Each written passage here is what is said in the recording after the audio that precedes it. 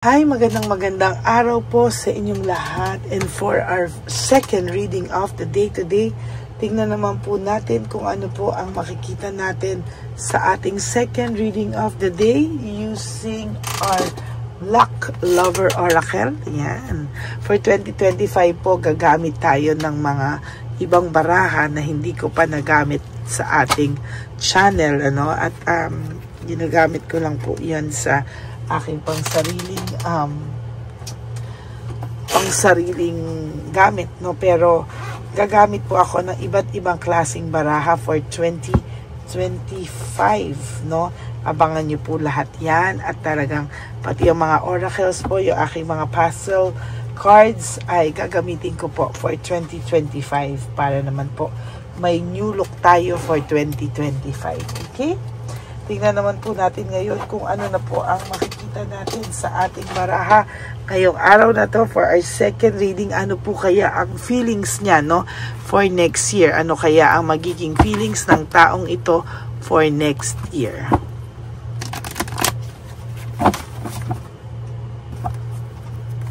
Basahin po natin mabuti.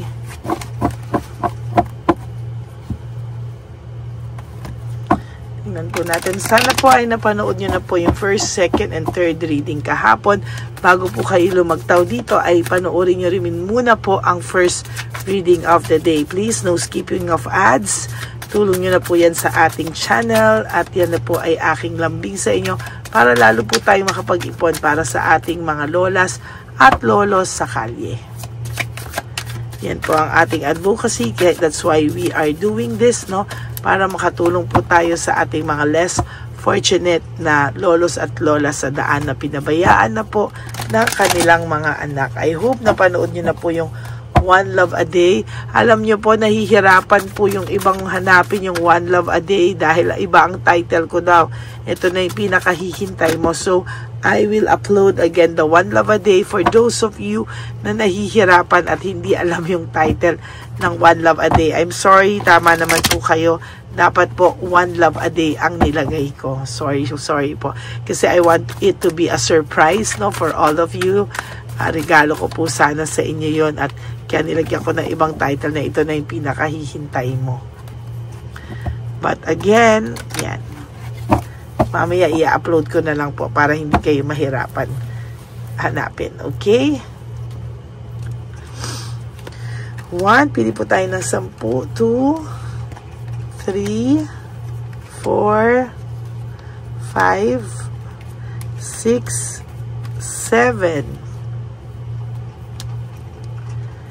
8, 9, 10, and another 10. 1, 2, 3, huwag niyo po i-skip to. 4, dahil ang lakas po, gusto ko masagap ang energy nyo. 5, 6, 7, 8, 9, and 10. I want to give you a bonus. I want to get another 3 cards. 1, 2, and 3. Yan. Parang basang-basa natin talaga. Okay.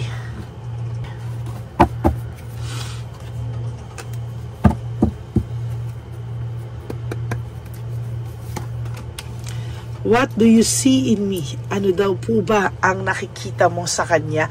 O ano daw po ba ang nakita mo sa kanya? Bakit po hanggang ngayon ay mahal mo pa din daw siya? Or feeling po ng itong taong to ay talagang minahal mo siya ng buong puso, pinahal mo siya ng buong puso, pinagmalasakitan mo siya ng buong puso, pero ang ginawa niya po sa iyo ay kabaliktaran, nasaktan ka po nito, Oo, narinig ko po kayo na hindi pa po nakabukas ang aking kandila. Gusto ko maramdaman sobra. Gusto ko maramdaman sobra itong feelings niya, so I will turn off the lights.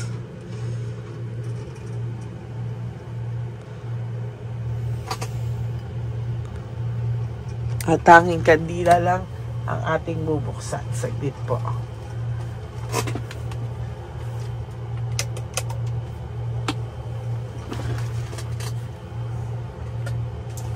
Okay, gusto ko talaga siyang maramdaman. No, so yan po yung una nating cards na ano daw ang nakita mo sa kanya. Kahit po siya sa sarili niya ay nagtataka at lalo siyang magtataka for 2025. Ano daw ba ang nakita mo sa kanya? I feel lonely. So sa 2025 po lalo itong makakaramdam ng matinding lungkot, no? At kahit ilan pa po ang ipalit niya sa iyo, he or she will never be satisfied and contented. Hahanap-hanapin ka pa rin po ng taong ito kahit ano po ang mangyari sa kanya, no? May binubulong po sa aking title ito, no? So I have to write it down.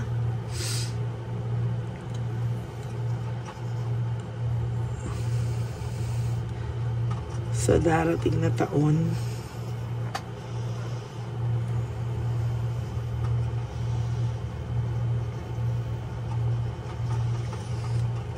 kahit ilan pa ang ipalit niya sa'yo,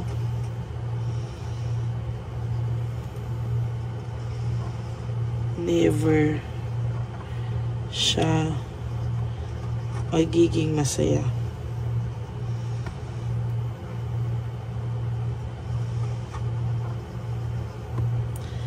Ikaw pa din ang hahanapin niya. Sana magkasya to.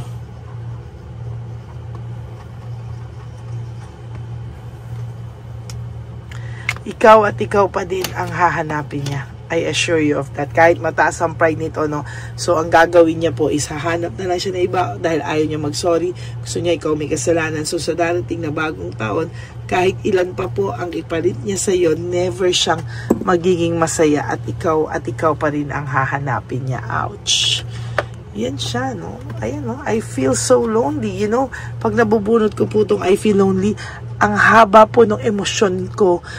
Malalim po masyado emotions ko dito, no? Sa tingin ko po talaga ay talagang kakaiba. It is all too much, no?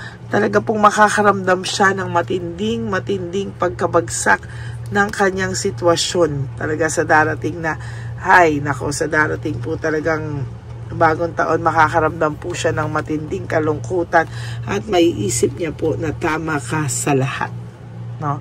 Kahit hindi po ito umamin sa iyo, I assure you po na kahit hindi sa iyo umamin ng taong to, maiisip niya po na tama ka sa lahat, no? Tama ka sa lahat.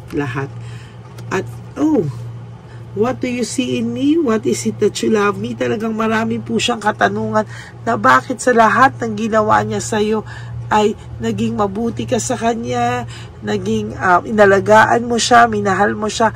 Bakit daw? Wala naman daw kamahal sa kanya. Buti alam mo. I wish I could be a different person. No? Gusto niya maging iba siya na lang. Sana daw hindi siya naging ganyang klaseng tao. Sana daw naging mabuti na lang siyang tao. Kasi sabi niya sa lahat daw, ayun sinasabi sa iyo, hindi pa rin po ito makaka-move on for 2025. No? Kahit nga po sabi ko sa iyo, maghanap pa to na iba, magkaroon pa to na iba. Kahit magpalit-palit pa siya, kahit every month, iba-iba. No? Hindi po siya hindi ka po niya makakalimutan, hindi po siya magiging masaya. Kahit ipakita niya po na siya ay masaya, part of this person will always look for you. No? Iisip-isipin at hahanap-hanapin ka po ng person na ito. I need to figure myself out. Iisipin niya po, i-analyze niya, bakit ganito? Bakit siya pa rin ang mahal ko? Bakit? No? Ang daming bakit. And bakit ka daw ba niya deserve? Alam naman niyang sinaktan ka niya. Alam niya sa sarili niya na hindi ka niya deserve. No? Kaya nagtataka siya, bakit ko ba to deserve itong taong to samantalang hindi naman siya ganon kabuti. Ayun, no? Hindi naman po siya talaga napakasama ng ginawa niya. No? Hindi niya inisip kung ano yung magiging consequences ng mga actions niya. Yan ang kanyang kasalanan. Ayun kasi, you are so different from everyone around me. Yan po talaga, no? Kaya sabi ko nga sa'yo, kahit magkaroon pa po ito ng iba, hahanap-hanapin ka pa rin niya. Bakit? Kasi iba ka sa lahat no? Ibang-iba ka daw po sa lahat, no? I can't take it anymore. There will come a time na kahit pa bago-bago po ito, hindi na po niya kakayanin. Talagang hanapin ka na po ng taong ito. You are too nice, I don't deserve your kindness. Naging mabuti ka daw po sa taong ito. At sa totoo lang ay hindi niya na po deserve ito, no? Siya po nagsasabi na masyado kang naging mabuti, hindi niya deserve yung kabutihan mo. Kaya siya, why do I feel so lost nung nawala ka? Para po itong nawala rin ng landas, no? Para po siyang hindi na rin po niya alam kung ano po ang nangyari sa kanya. My life is in a mess right now. At patuloy po yang mapupunta sa mess yung buhay niya kasi patuloy po siyang sasaktan, no? Patuloy po siyang masasaktan. I am scared of rejection, no? Talagang matatakot po ito sa kanyang mga sa rejection, no? Yung alam niya po sa sarili niya na baka hindi pa rin siya tanggapin, no? Duwag pa rin siya for 2025. I can talk to you right now. Hindi ka pa rin po niya kayang kausapin dahil natatakot po talaga siya ma-reject mo. Dahil alam niya po, deep within him or her, ay talagang nasaktan ka po talaga ng taong ito. At hindi niya po ma-express kung gaano po kalala yung pain na nabigay niya sa iyo. Alam niya po na nasaktan ka niya. Alam niya po na too much pain ang nabigay niya sa iyo. Oh? It hurts so much. Siya naman po ang masasaktan for 2025. Whether napakabait mong tao, ayaw mo mangyari yan, but kulang pa po yan sa ginawa niya sa iyo actually. Gusto niya po magbago, no, we'll see, no? Gusto niya magbago, pwede naman ibaba mo yung pride mo, magpakabuti ka, no, at tanggapin mo yung pagkakamali mo, walang problema diyan. No, how could you ever forgive the mess I've made? Nako, alam niyo po, nakaka-high blood ako pag yaan na laging, how could you ever forgive the mess I made? Kung wala ka naman din pong ginagawa, paano nga po, 'di ba? Paano nga, no? Paano talaga, no? And na-stuck pa din daw po siya sa vision of you two together, no? Nako, ewan ko lang po kung anong mangyayari sa taong to kung panay ganyan na lang po yung kanyang ginagawa, no? I am afraid to lose you. Natatakot po ito, tuluyan kang mawala. Natatakot po siya sa iyo na tuluyan kang magbago sa kanya, tuluyan mo ng hindi ilagay ang buhay mo sa kanyang mga palad ulit, no? Sa takot na masaktan ka ulit, no? Hindi niya po kayang tanggapin yan, kaya magmamatigas na lang siya lalo kesa daw po ibigay niya po sa iyo yung kanyang pride at ibaba niya po sa iyo yung kanyang pride. Nakakalungkot, no? Nakakalungkot kasi sa sobrang takot niya, mas gugustuhin niya na lang po na lumayo, no? Kesa naman po sa ganyan na hindi mo daw po aminin na kasalanan mo at hindi siya makabalik kasi hindi niya po maibaba yung kanyang so-called pride. Oh my God. Pero ayaw niya pong mag-isa. I don't want to be alone. Ayaw niya pong mag-isa. Pero yan po pa rin ang kanyang pinapanindigan. Ano? At kung hindi po niya yan babaguhin at talagang ganyan pa rin ang gagawin niya for 2025, I will assure you, he or she will never ever be happy with his or her life. At lagi ka po niyang hahanapin, and whatever it takes, ay talagang hahanap-hanapin ka po ng taong ito, no? At yan po ang inyong second reading of the day. Breathtaking po, napakabigat, no? Kaya sabi ko po sa iyo, kahit ipagpalit ka pa dito ng paulit-ulit at bonggang paulit-ulit, hindi po siya, he or she will never be happy. Hahanapin ka po niya at hahanapin ka niya. Dahil wala pong iba ka po sa lahat at wala ka pong katulad. Ikaw po, kapatid, ay nag-iisa lamang at yan ang hindi niya po mahanap at mahahanap sa iba. Okay, that's it for your second reading of the day. I hope na naka-resonate po kayo. And if you do, can you please give me a like and comment down below para naman po malaman natin kung ano po ang inyong mga reaksyon, feelings sa ating reading for today. And For those of you po who would like to have a private reading with me, you can message me po at Ladyly Elena. That's Ladyly Elena. Nasa dulo po yan ng ating video. Diyan nyo lang po ako makakontakt. That's my only official and legit FB account. No? Wala po akong PayPal, no? At wala rin po akong sinisend na link, no? So mag-ingat po kayo sa fake na Lady Elena, na ayan na naman po siya, umaatake na naman po siya, no? Kaya pag ewan ko na lang po sa kanya hanggang kailan niya po gagawin ang mga bagay na yan. Okay? Maraming salamat po sa inyo. From the bottom of my heart, I really want to say thank you. Thank you sa lahat po ng suporta nyo. And please no skipping of ads. Yan na po yung tulong natin sa ating mga lolos at lolas sa kalye. And ako, sorry sinisipon na naman po ako. And ang sabi ko nga po sa inyo na ang lagi ko pong bilin sa inyo is just to live for today. You do 3 things that will make you happy for today. Prioritize yourself. Make yourself your priority. Be happy. Love yourself, because self-love is still the best love of all. And be grateful po. No? You have to be grateful na nagising pa po tayo sa umaga na to. And we have the chance to fix our lives. No? Kaya mag-thank you po tayo talaga kay Papa Jesus. Okay? And sabi ko nga po sa inyo is that life is really short. Don't make it shorter by stressing yourself from all the pains and the heartaches na binigay sa inyo ng kahapon. Just surrender everything to the divine universe and just let go and let God write your life and love story. I will be back for another set of reading for our third reading for the day. But tingnan po natin ngayong Friday, no, if pwede po akong makagawa ng bonus reading for all of you, no. Maraming salamat po, no. Itong mga huling araw, I'll try if I can do 3 to 4 times a day. I will not going to promise, but I will really try my best po, no.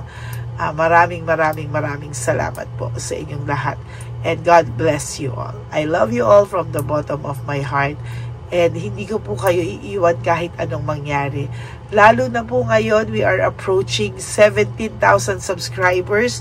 We are now at 16,900 plus subscribers.